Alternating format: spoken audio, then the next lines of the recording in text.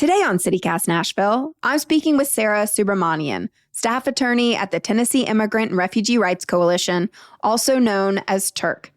With growing confusion around the Trump administration's mass deportation plan, we're so grateful to have Sarah here to answer our many questions. She breaks down key rights everyone should know, what to do if ICE comes to your home, how to navigate public spaces if you're undocumented or a bystander witnessing a possible ICE encounter, and how to support those feeling afraid. As new information continues to emerge, we hope this conversation provides clarity and reassurance to help keep our community safe and informed. It's Wednesday, February 5th. I'm your host, Marie Cecile Anderson, and this is what Nashville's talking about.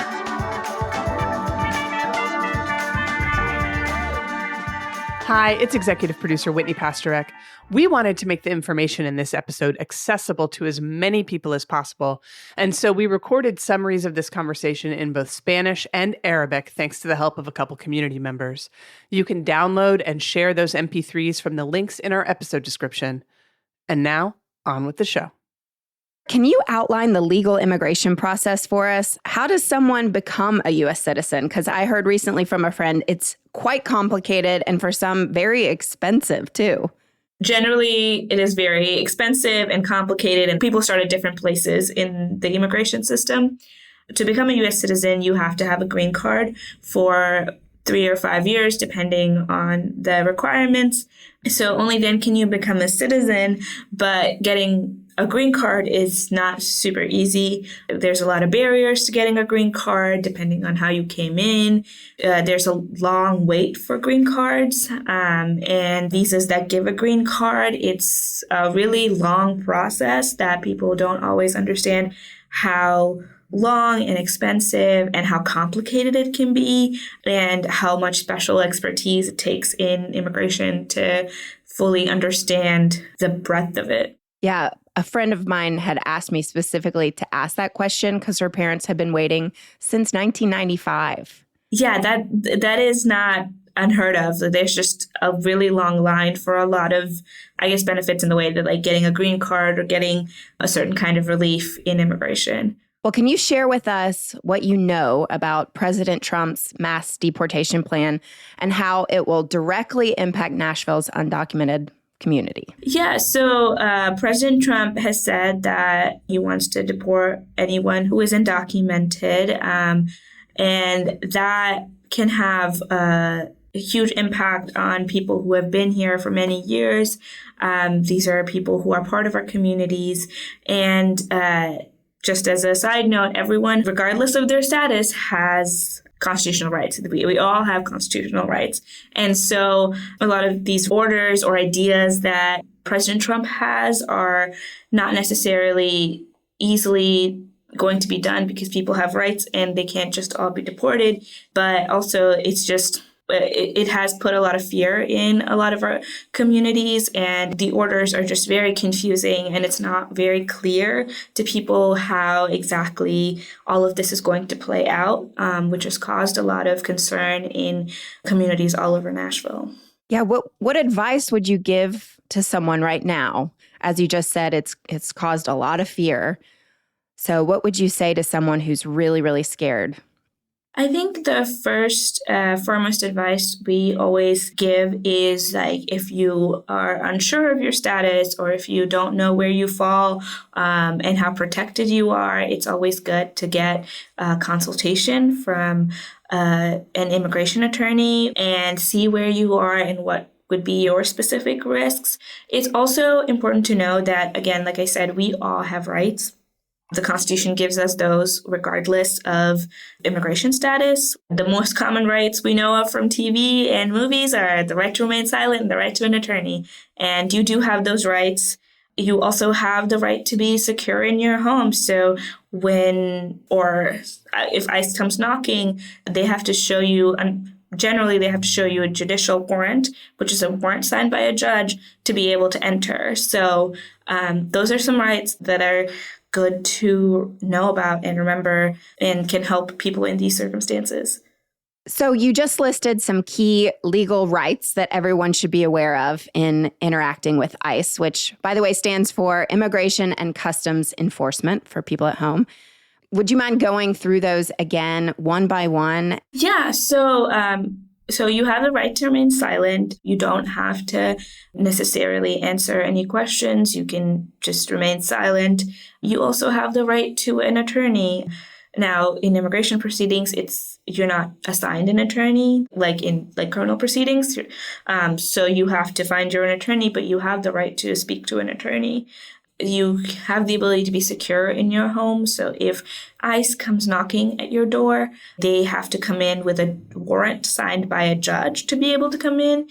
You don't have to let them in necessarily if they don't have the judicial warrant, generally speaking. And I've seen on the internet that there are other kinds of warrants that ICE or even police could show up with that are not valid in deportation cases. Can you explain that? So yeah, ICE uses these warrants called an administrative warrant, which does not hold the same power as a judicial warrant. A judicial warrant is usually signed by a judge.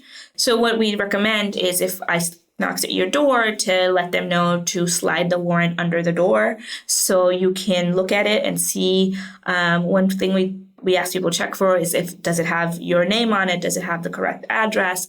Is it signed by a judge? And usually it'll say that on there. Or was there a court that said there's normally like a court's name on a judicial warrant?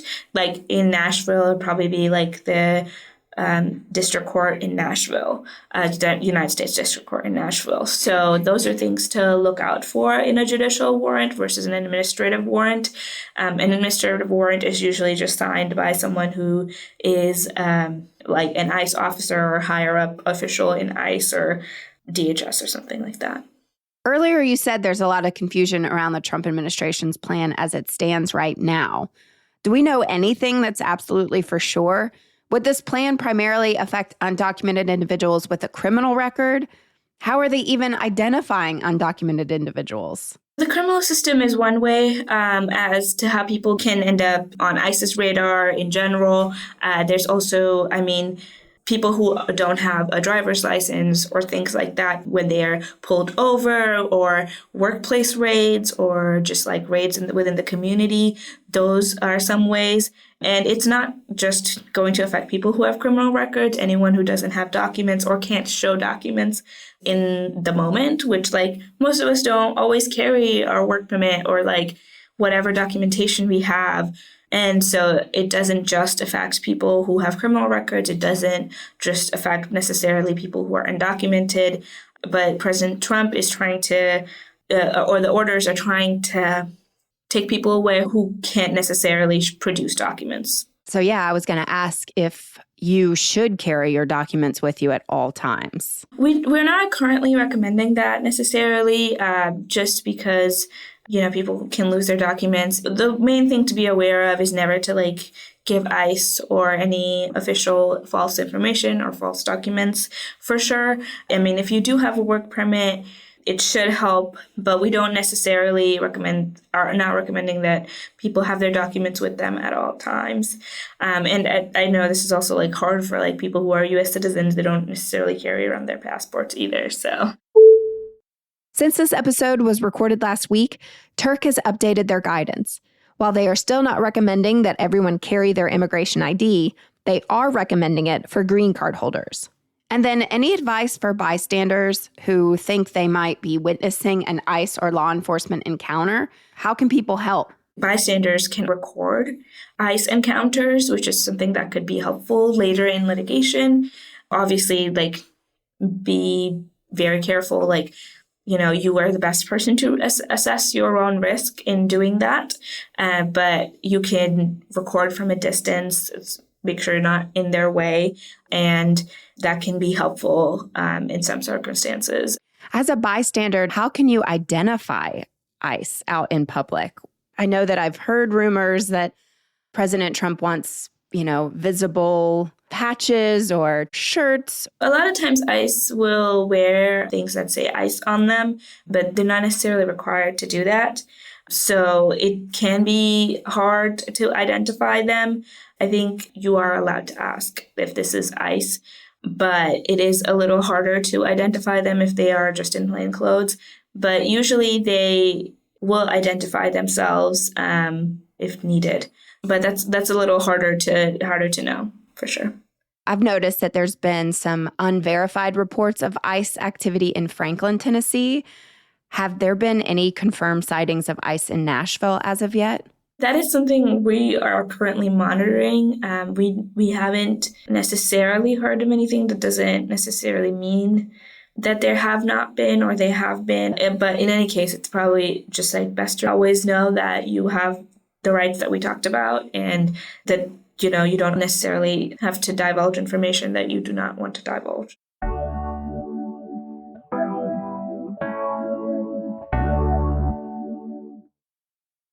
So we had a couple listeners write in with some questions that I'd like to ask you now. One listener wrote in, where are these children being put if they're separated from their parents? And can people foster them in the interim? How can we offer support? There's still not enough clarity on where children are being detained. Children aren't supposed to be detained with adults. Adult detention works separately from child detention. So we're not sure how exactly that is going to work and what that's going to look like right now. But that is, again, a developing situation. There's just a lot unknown. Another listener wrote in to ask, what organizations locally and nationally best help the causes of those who are currently waiting to be naturalized? We know the legal entrant applications were canceled for those waiting to cross the border, but what is happening to those living in the United States whose applications were in process when the new administration took office? As of right now, there's organizations. So the organization I work for, Tennessee Immigrant and Refugee Rights Coalition, we help people with naturalization. There's also other organizations in Tennessee, like Tennessee Justice for Our Neighbors, plenty of immigrant rights organizations in the area, like Mid-South Immigrant Advocates. All of these organizations are helping people at different stages within their immigration process, right? Mm-hmm. And then nationally, there's the National Immigration Law Council, there's the National Immigrant Justice Corps. We haven't currently seen enough to show necessarily trends in whether it's taking longer to process things or things like that. It isn't necessarily business as usual, but there's not enough to show a trend, at least right now. But there have been things that have been rescinded, like TPS for certain individuals. We are anticipating that there will be a lot more scrutiny in applications, but we haven't seen much other differences right now. What is TPS? Yeah, temporary protected status is a specific kind of status that the executive branch working with DHS has the ability to grant. It's normally 18 months. Usually it's granted for countries that are having a lot of upheaval. So Venezuela is one of them, and different countries throughout the years have been on the list and taken off and things like that. So it usually gives them a work permit for that time and also lets them stay in the U.S. temporarily. It doesn't create a way to get a green card, so it's not necessarily a pathway to a green card, but for the time being, it acts as a temporary protection from being deported, and it gives you the ability to work. Gotcha. One more listener question for you. Is denaturalization a cause for concern? We do know that denaturalizations were happening with the first Trump administration. They have said that that is something that might happen. We haven't heard anything about it in this administration right now. As we're talking right now, we're not necessarily worried about it. I would say that that's something they haven't necessarily focused on. It's a lot more complicated to denaturalize someone than it is to maybe take away some other forms of immigration status. So I want to talk about teachers, healthcare workers, faith leaders, because I know recently Trump authorized ICE that they could enter these sensitive places, courthouses, hospitals, schools, churches. What can these people do if ICE does enter? My nephew's school in North Carolina received a letter saying that they would have to comply with Trump's orders. That's North Carolina. Is that the same here in Tennessee? In Tennessee, we've had some trainings. Turk has had some trainings for educators and things like that. And we also have had some Know Your Rights trainings in general for people. So your rights are a little different in private spaces versus public spaces. So private spaces are your home or like an employee-only area.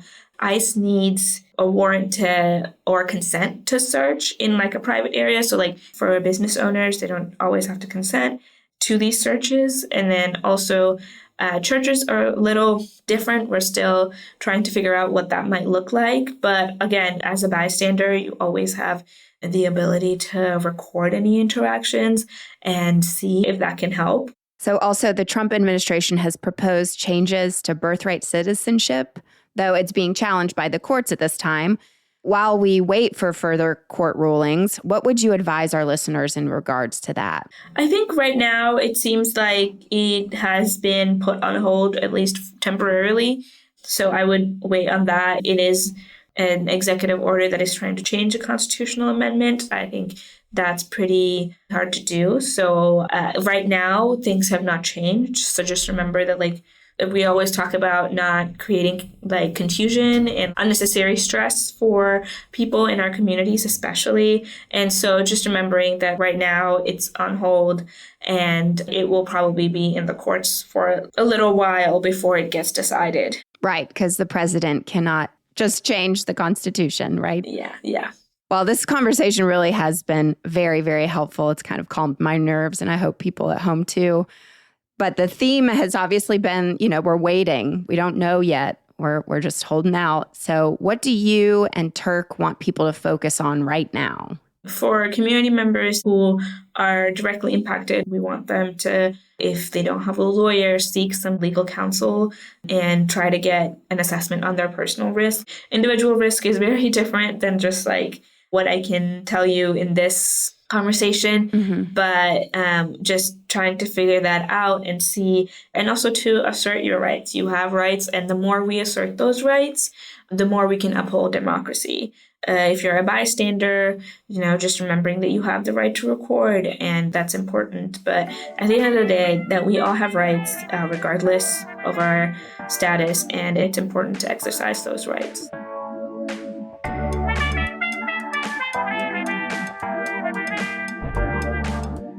That's all for today here on CityCast Nashville. And listen, if you're not familiar with Turk's work, I suggest checking out their website, tnimmigrant.org. If you enjoyed today's show, why not tell your friends? Rate the show, leave us a review, and subscribe to our Hey Nashville newsletter. We'll be back tomorrow morning with more news from around the city. Toodles!